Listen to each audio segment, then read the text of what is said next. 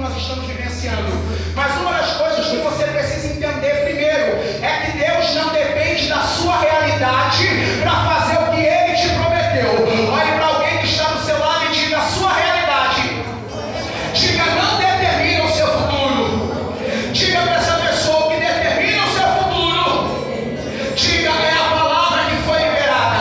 Se você acreditar nisso, adore a Deus, porque existe uma palavra sendo liberada. Deixa eu dizer uma coisa: a gente vai ler a história de Abraão e de Sara e a gente vai ver que eles vivem uma vida normal como todo ser humano. Eu sempre digo que a vida da gente ela é feita de fases e existem algumas coisas diferentes que acontecem na vida de um, na vida de outro, mas existem coisas que no normal acontecem na vida de todo mundo. Exemplo, a mulher engravida. Quando ela engravida, existem pessoas que acham que tem o dom da ultrassonografia, né? Que olha às vezes para a mulher grávida e antes de sair o resultado de uma ultrassonografia ou de descobrir o sexo da criança, alguém olha e diz que é menino, outro diz que é menina, tem alguém que é meio atribulado, vai lá e faz uma simpatia para ver o que vai acontecer. Eu me recordo que esses tempos atrás eu fui na casa de uma senhora e eu cheguei na casa dessa senhora, tinha 2 poltronas grandes, e aí eu falei: glória a Deus, que a gente que é gordo precisa de um lugar grande para sentar, né, irmão? E aí eu cheguei lá, tinha 2 poltronas grandes, falei: vou sentar numa dessas poltronas.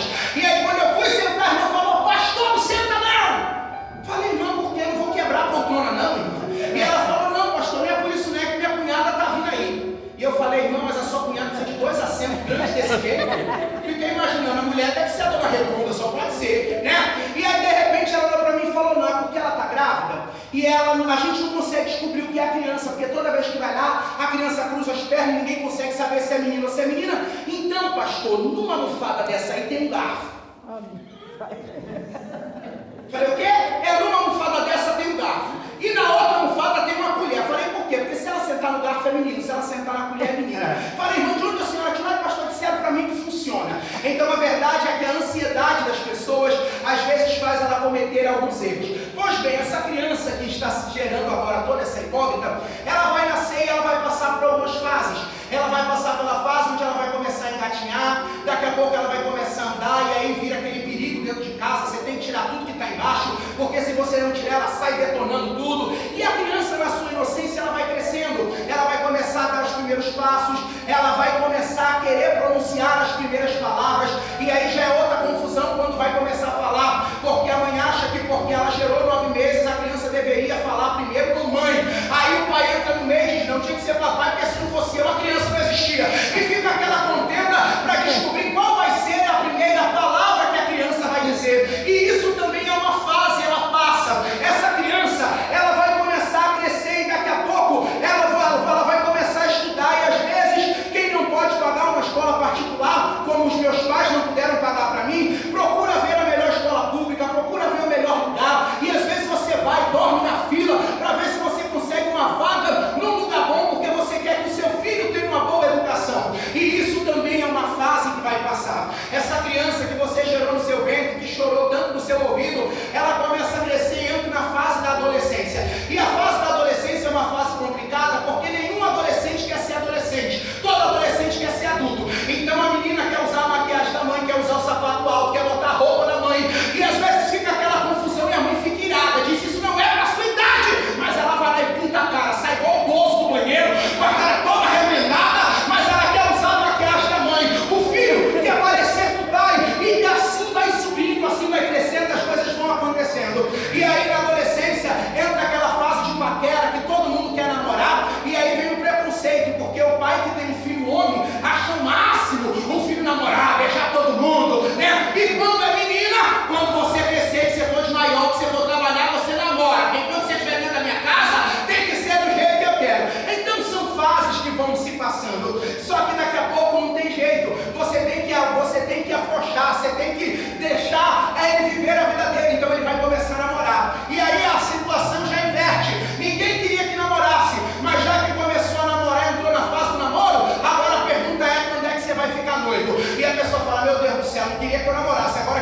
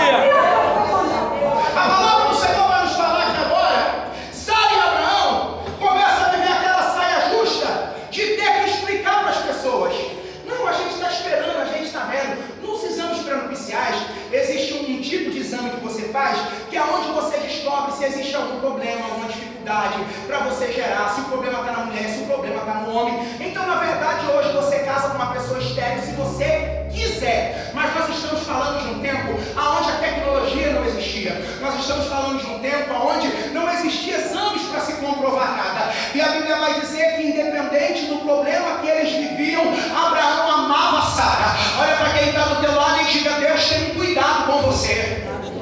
Diga para essa pessoa: só o cuidado de Deus, diga, já é o suficiente para alguém não gostar de você.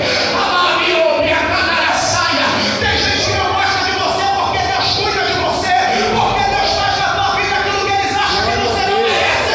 Mas o milagre é de Deus, Ele faz a hora que Ele quer, no momento que Ele quer, e na vida de quem Ele quer, e ninguém tem nada a ver com isso. Deixa eu lhe dizer uma coisa: a Bíblia vai nos dizer que nesse processo que eles estão vivendo agora, eles se cansam de ter que viver dando satisfação para as pessoas. Deixa eu lhe falar uma coisa: pare de se estressar querendo explicar aquilo que Deus não quer que você explique. Alguém chega para você e diz: teu filho já está na igreja, e a tua filha já está lá, teu marido já se converteu, e aí você olha para o céu e diz assim: Senhor, eu estou esperando, o Senhor disse que ia fazer. Olha para quem está do teu lado e diga para essa pessoa: deixa de ser trouxa. Ele não vai te bater na hora, na batata, não vai ter, diga: deixa de ser trouxa. Ninguém tem que saber da tua vida, diga aí. Você não dá satisfação para ninguém. Você perde muito tempo querendo explicar aquilo que Deus não quer que você explique. Você perde muito tempo tentando explicar porque o filho está na igreja, porque o marido se converteu, porque a filha não sabe da Constituição. Deixa eu lhe dizer uma coisa: a tua casa está debaixo de uma promessa, essa promessa vai se cumprir. Vai ser mais tarde, a coisa vai acontecer. Deixa eu lhe dizer uma coisa: Sara, cansada de ser humilhada, cansada de ter que responder para as pessoas. E outra coisa, entendia-se nos tempos antigos que toda mulher que não podia gerar era amaldiçoada. Então você imagina você viver numa sociedade onde as pessoas olham para você e comentam: nossa, fulano é amaldiçoado, olha lá, fulano não pode, fulano não conseguiu, fulano não fez. Deixa eu lhe dizer uma coisa, e eu vou lhe dizer debaixo da autoridade do nome de Jesus: Deus tem um tempo determinado para uma mudança acontecer na história da tua vida. E não importa quanto tempo ou quantos anos se passaram, o que importa é que você tem uma promessa. A promessa não morreu, a promessa está viva e Deus vai fazer ela acontecer. Deixa eu lhe falar, a Bíblia vai dizer que no meio dessa situação de tanto constrangimento, de tanta tristeza, Deus se revela a Sara e a Abraão e lhe faz a promessa que lhes daria um filho. Detalhe: Abraão com quase 100 e Sara com 70 anos. Então você imagina alguém receber uma promessa de que vai gerar uma criança. Irmão, com 100 anos de idade a gente não consegue nem imaginar um cidadão com 100 anos de idade sendo pai.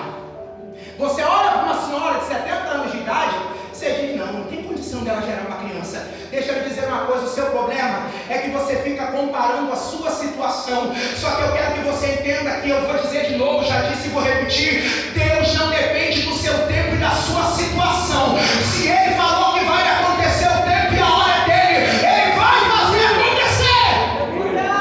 Glória a Deus. A Bíblia vai dizer que eles recebem a promessa. E agora Abraão e Sara, já numa idade avançada, um olha para o outro e diz assim: escuta, a gente tem uma promessa.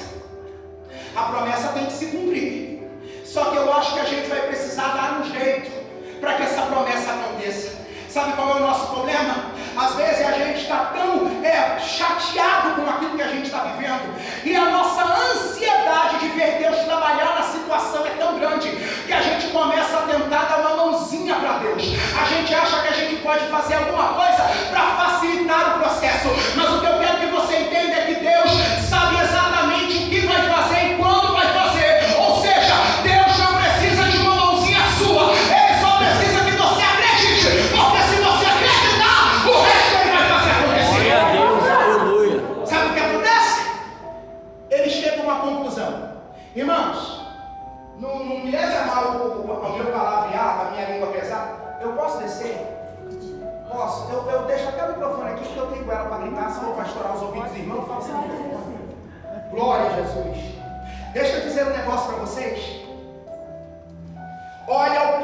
que chega o nível de humilhação de Sara. Marido, tô velha. Não tem jeito de eu gerar no meu ventre essa criança. Faz o seguinte, se deita com a escrava.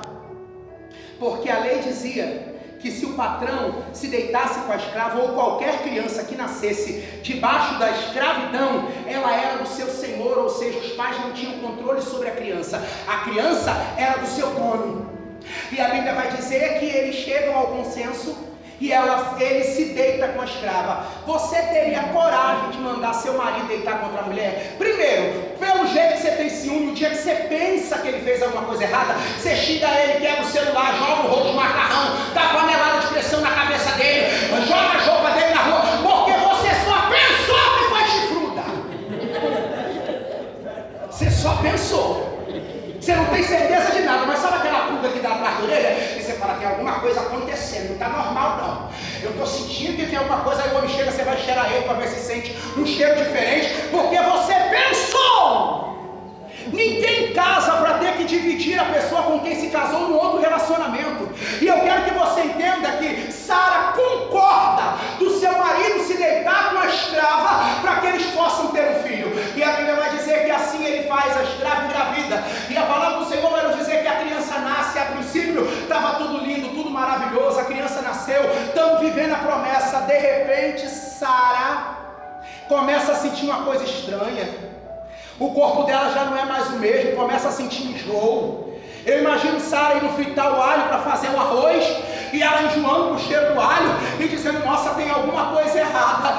Tempos depois a Bíblia vai dizer que Sara engravida.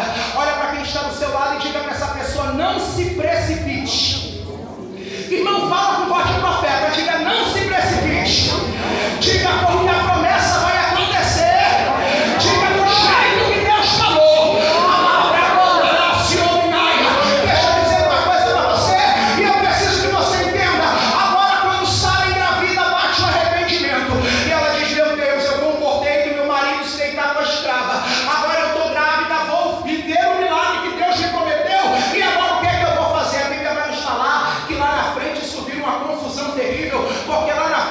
Ela quer manda Abraão falar para o menino ir embora, mas Deus teve misericórdia do menino, que a Bíblia vai dizer que cresceu no deserto, mas o Senhor era com ele, ele construiu uma vida.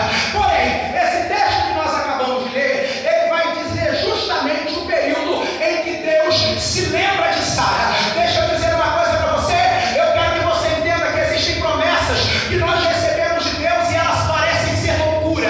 E eu fui uma pessoa que recebi de Deus promessas que parecia loucura. Eu morava aqui em Bangu, lá na 48, e a minha casa era um pedaço de madeira, outro pedaço de tijolo, e o pedaço que era de madeira era coberto uma parte com lona, outra com as telhas toda furada, o chão de barro batido, e eu não tinha absolutamente nada, mas na verdade eu não tinha nada e tinha tudo, porque eu tinha uma promessa de Deus. Eu quero que você entenda que se você não tiver nada, mas você tiver uma promessa, a promessa é o suficiente para você permanecer de pé. E eu me lembro que na fase de muita luta, de muita dificuldade, muita pobreza, muita miséria, e eu estava falando com a pastora Luzia hoje que eu acho assim interessante as pessoas que têm prazer de comer pé de galinha. Esses dias atrás eu vi o pessoal brigando por causa do pé da galinha, e eu falei, meu Deus, tem misericórdia. Eu comi aquele, irmão, porque não tinha jeito, era o pescoço do pé, pé do pescoço, e era só Jesus para ter misericórdia. E eu me lembro que uma certa época da minha vida eu disse, eu preciso ajudar minha família de algum jeito, e aí eu comecei a vender cloro, comecei a botar as garrafas de cloro, desinfetante no carrinho de feira, e eu ia de porta em porta batendo para vender. E eu me lembro que um dia eu cheguei aqui nessa igreja, tinha andado o dia inteiro vendendo cloro, e a pastora Luzia não tinha ciência disso, e quando eu cheguei aqui no culto, que eu dobrei o joelho, Deus tomou ela em profecia para mim e disse assim, eu não te chamei para trabalhar para o homem, e eu não te quero andando de um lado para o outro vendendo produto de limpeza. Falei, essa mulher deve ser bruxa, gente, pelo amor de Deus, nunca a mulher sabe que eu estou vendendo produto de limpeza. E o Senhor falou na boca dela, eu vou te dar ouro, eu vou te dar prata, eu vou te levar para fora do país, vou te dar relógio para você usar, vou te dar casa para você morar, vou dar carro para você andar, e você vai saber que quem vai te assumir sou eu. E eu disse, Deus, como que isso vai acontecer? Eu morando lá na favela, quem, irmão, que imaginava que um negócio desse poderia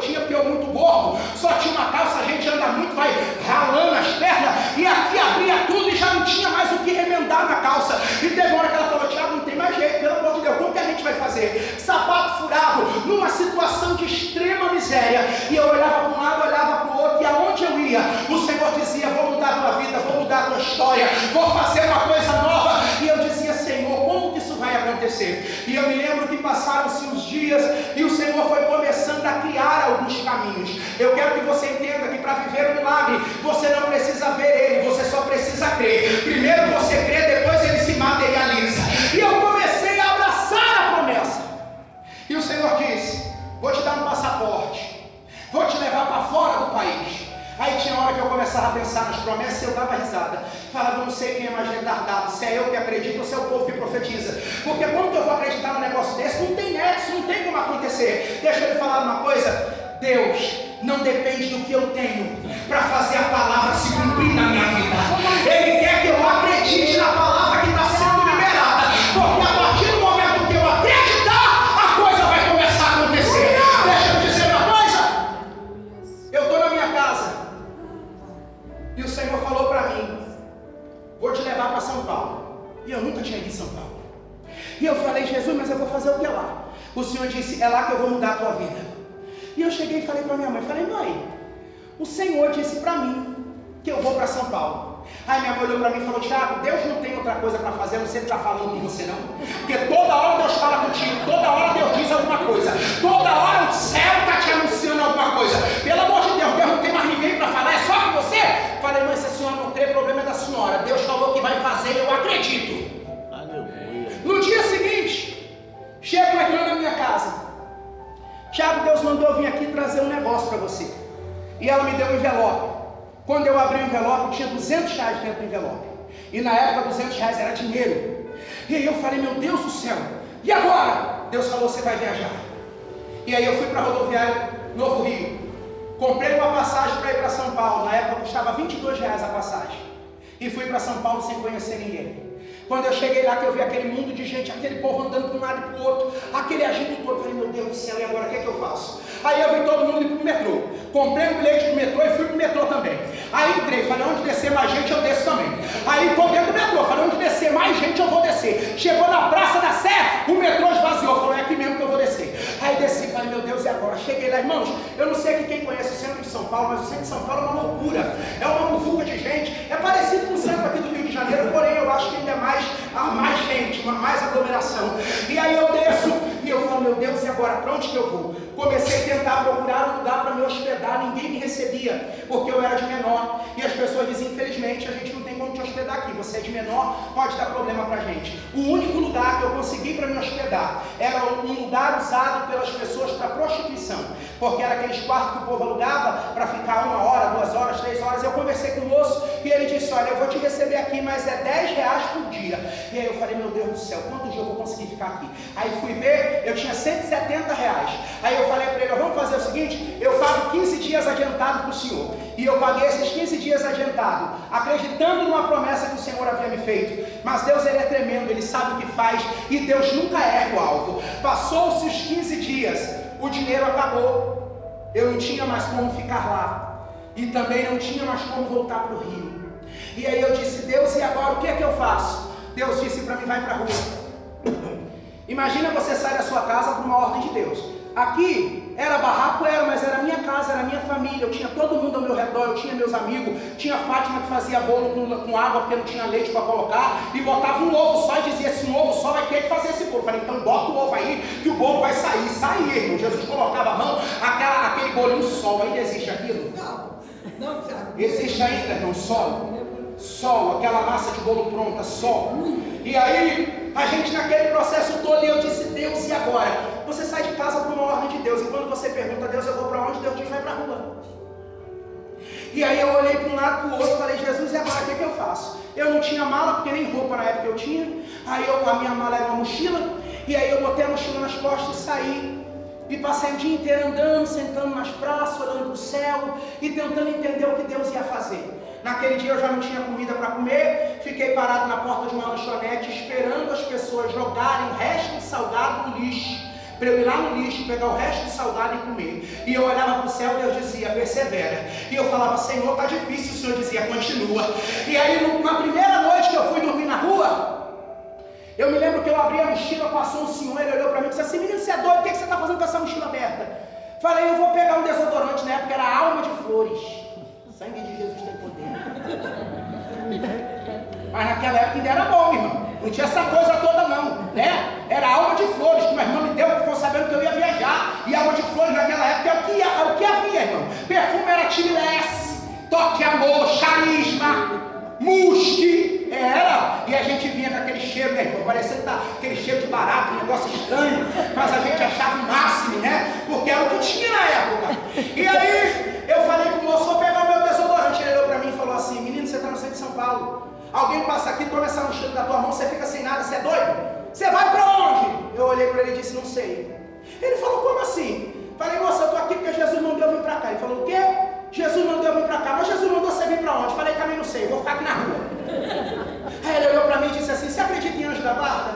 Falei: anjo da guarda não, mas eu acredito em anjo. Ele disse: então vamos tirar o da guarda e vamos crer só no anjo? Falei: vamos. Ele disse: eu vou ser um anjo pra você.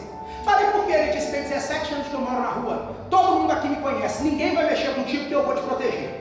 E aí ele falou pra mim: me segue. Eu cheio de medo, não tinha o que fazer, falei: vou seguir ele. E aí nós chegamos debaixo de um viaduto de lá em São Paulo chamado Glicério. E nós paramos debaixo daquele viaduto, onde é um ponto que fica muitos mendigos até hoje. E estava muito frio na época, eu não tinha um casaco, porque aqui no Rio não se fazia frio, era muito raro fazer, e eu também não tinha. E naquele frio terrível, tremendo de frio, eu sentei lá e me deu uma angústia, me deu uma tristeza, e eu comecei a pensar: Senhor, eu podia estar na minha casa agora, eu podia estar com meu pai, eu podia estar com a minha mãe, e o Senhor manda eu vir para cá. Olha o que eu estou vivendo. Deus falou para mim assim: para de murmurar e canta agora. E aí eu falei: Senhor, cantar o quê? O Senhor falou: canta. Aí eu comecei a cantar: quando as portas todas já estão fechadas e não há uma saída para você, uma voz tão mansa, doce, suave, diz assim: meu filho, eu sou tua saída. E quando eu comecei a cantar, o rapaz olhou para mim e falou assim: menino, você canta? Eu falei: só hino. Aí ele olhou para mim e disse assim: peraí. Entrou debaixo do buraco no viaduto, veio com o violão com as cordas tudo enferrujadas e disse: canta que eu vou tocar. E eu falei: mas como assim você vai tocar? Ele falou: minha mãe é crente, eu sou desviado, mas eu amo louvores. E aonde eu passo que eu ouço louvor, eu passo para aprender. E eu paro, quando eu aprendo eu vou embora. E eu conheço esse hino e eu vou tocar. E aquele moço começou a tocar. E eu passei 7 dias na rua morando com os mendigos.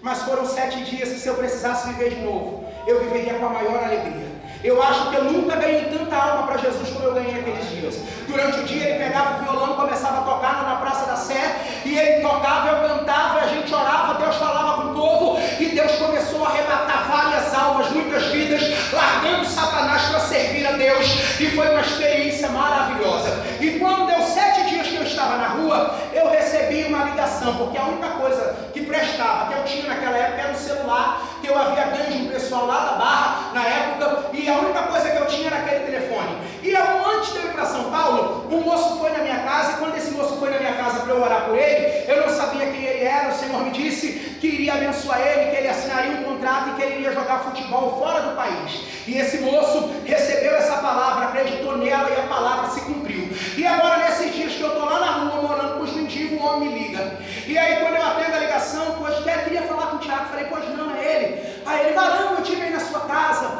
e Deus te usou para falar algo comigo, a palavra se cumpriu e eu preciso muito te ver. Onde é que você está? Falei: estou em São Paulo. Aí ele disse: como que você está em São Paulo? Não avisa, sabendo que a gente mora aqui? Falei: meu filho, eu não tinha seu telefone, não tinha contato de vocês. Vocês foram lá em casa, pegaram meu telefone, mas eu não peguei o de vocês. E ele disse para mim assim: vou te levar para almoçar hoje. Imagina, 7 dias você comendo resto de coxinha, resto de comida dos outros. O homem falou: vou te levar para almoçar. Nunca tinha ido numa churrascaria. Nossa vida aqui era uma vida de muita luta, de muita dificuldade. Eu nem sabia o que era uma churrascaria. E aquele homem foi me buscar, e quando ele foi me buscar lá, eu deixei minha mochila com o pessoal e entrei dentro do carro e acompanhei ele. Quando nós chegamos, ele me levou numa churrascaria para comer. Eu nunca tinha visto tanta comida. E aí eu fui comendo, e você sabe que quando a gente é pobre, irmão, a gente só paga amigo. Eu cheguei na churrascaria, botei 2 quilos de comida dentro do prato, aí ele olhou para mim e falou assim: varão, deixa eu te dar um conselho, quando você vier nesse lugar assim, come carne. E eu falei: mas a carne é a aquela que está lá, não, ele falou, vai passar, irmão, mas eu comi tanto, irmão. Mas eu comi tanto que eu saí de lá quase carregado. Falei, Jesus tem misericórdia, mas eu tenho que comer, não sei quanto que eu vou comer de novo. Aí quando eu entro dentro do carro, ele olha para mim e diz assim, escuta, o que você veio fazer aqui em São Paulo? Eu falei, Deus mandou eu vir para cá. Você vai ficar morando aqui? Eu falei, vou. Mas você vai morar onde? Eu falei, eu estou orando para ter uma direção de Deus. Não disse a ele que eu estava morando na rua. Ele olhou para mim e disse assim, eu vou te pedir um favor. Eu falei, que favor? Ele disse, eu quero que você more num flat que eu tenho. Eu falei, o quê? Ele falou, flat. Eu falei, não sei nem que capeta que é isso, mas é um lugar para mim morar, eu tô indo. E ele disse para mim assim, ó, esse lugar fica numa parte hotel, eu comprei com um irmão meu, mas esse irmão na verdade agora vai morar comigo fora, e eu tenho uma despesa imensa lá, e o flat vai ficar fechado, e lá vai ter quem lava a sua roupa, quem passa a sua roupa, tem restaurante para você comer o que você quiser, a hora que você quiser, e pode ficar tranquilo, porque enquanto você estiver lá, eu vou cuidar de você. E aí o Senhor me tirou do meio dos mendigos, e me levou para estar num lugar onde só quem tinha muita grana podia ficar. Olha para quem está do teu lado e diga, a promessa vai acontecer. Diga aí, diga para essa pessoa, Deus vai fazer o negócio acontecer. Eu não sei qual é o caminho que Deus vai usar, mas Ele vai fazer a promessa acontecer. Aleluia! Glória a Deus! E aí Deus começou a fazer uma mudança na minha vida. E começou a fazer um negócio que eu não entendia. Deus começou a abrir portas, as coisas começaram a acontecer. E Deus começou a levantar pessoas para me abençoar. E eu me lembro que o Senhor usou a missionária Sandra do Véu uma vez para mim. E o Senhor disse para ela assim, ó, o Senhor vai te dar um passaporte. Você vai para fora do Brasil, para os Estados Unidos. E quando você chega lá, você vai sentar numa cadeira, vai ser coberto de dólar. E com esses dólares você vai comprar uma casa para tua mãe fora dessa favela onde vocês moram. E eu disse, meu Deus, ela tá maluca, tá retardada. E aí eu estou lá em São Paulo, naquela correria toda. Deus prepara a situação de eu tirar o passaporte. E agora eu tenho o passaporte, mas não sabia o que Deus ia fazer. Vou na praia ajudar uma tia minha. Vim para o Rio, cheguei no Rio para passar uns dias. Fui para a praia vender água, vender mate com a minha tia na praia. E aí quando eu chego lá que eu estou andando, e naquela época, irmão, hoje em dia eu digo que servir a Deus hoje está mais fácil, né? Hoje as irmãs podem pintar o cabelo, pode fazer as coisas, não precisa ficar feio, mas na nossa época tinha que andar igual uma girigunça mesmo, uma coisa era feia. Pintar cabelo era pecado, arrancar sobrancelha era ia pro inferno. O povo era arrebatado, voltava dizendo que via caixinha de cabelo no céu, né? Que as irmãs tinham que dar conta de todos os cabelos que fosse arrancar, de tudo quanto era lugar. Pensa na peleja, né, irmão? Dava tudo dentro da caixinha. A gente veio dessa época que não podia usar calça jeans, que era pecado, só usa de manga comprida, e eu tô lá na praia igual um extraterrestre, de calça comprida, de camisa de manga comprida, andando na praia. De repente passou uma mulher. Quando a mulher passou, Deus falou para mim, chama ela. E eu falei, meu Deus, mas eu não sei quem é a mulher. O Senhor falou, chama ela. Aí eu chamei. Eu nunca tinha visto uma pessoa com cílio postiço, porque na minha cabeça isso nem existia. A mulher veio, irmão, com um cílio desse tamanho, parecia mini. E eu olhei, a mulher chega pesada assim para fechar os olhos. E eu falei, meu Deus, tem misericórdia. Deve ter muito demônio agrudado nessa sobrancelha dessa mulher. Porque nesses olhos, esse negócio, eu não sabia que existia. Eu falei, isso aí é de Satanás, irmão. Isso é normal, não. Como que a pessoa tem um cílio desse tamanho? E a mulher veio piscando os olhos. Aí quando ela chegou perto de mim, o Senhor me deu uma palavra para ela. E eu fechei o olho, porque eu estava com vergonha, que eu estava na praia, lá em Ipanema, irmão, mortado. E aí eu fechei o olho e falei, Jesus, vou entregar, vai ser de olho fechado, porque de olho aberto não tem coragem não. E Jesus desceu